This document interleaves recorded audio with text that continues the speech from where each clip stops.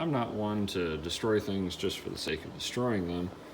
So what was the purpose of this? Well, admittedly, this was unintentional. Um, we did not intend to have this catastrophic of a failure. Previously, we had tested a multitude of different loads, but several in the 80,000, all the way up to this one was a projected 110,000 psi, with no ill effects. In fact, the case on this is hardly even flattened. Most people would not consider that a high pressure case. So we bumped it up. This was 30 grains of unique, I think. And we tried some bullseye. We wound up, the actual load wound up being 44 grains of bullseye with a projected, I think it was 212,000 psi. Now, this shows the difference of what would be considered high pressure versus essentially just an explosion. And the key thing to take away from this, or the key thing that I noticed, is if we put Humpty Dumpty back together again, there's actually a almost 2-inch piece that is just gone. So that is quite impressive.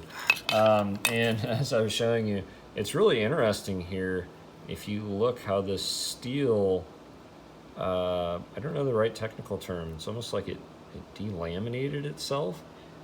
There's a ring there on the inside that remained, and on the outside it peeled it away. Very cool. Definitely something I'm going to do more research into. The barrel is much harder than I expected. I'm going to have to take this apart and rock weld it and see what kind of hardness this reads at, because it fractured in several places. So what was the purpose of this? Well, one, I was generally interested in what kind of pressure this would hold up to. As I said, we did not think it would be this catastrophic of a failure, but ultimately what we really wanted to see was how my manufactured bolt heads held up. And, this was exposed to several overpressure rounds. We did a bunch of goofy crap. We packed some cases with 4F black powder, absolutely full compressed load, no ill effects whatsoever. You'll notice that the ejector is no longer there, and you'll notice that instead is part of the brass case. Now, the only damage to this bolt head was right here, and that's because we had to beat the bolt open. Even though the entire front of the receiver is gone, it was still locked in place. You can see there is, so I can get this to adjust, a fair amount of lug setback. So that's fun.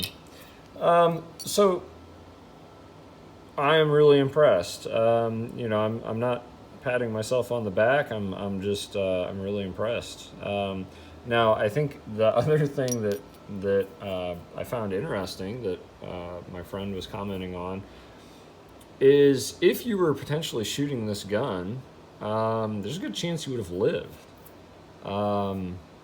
You might have been in a hell of a lot of pain, and maybe you would have had a slow, agonizing death. I don't know, but you would have been alive after this went off. You certainly would have had some splinters and potentially some shrapnel. But for the most part, the bolt body and bolt head stayed inside the action. People talk about like, oh, the bolt comes out of the back of the receiver, and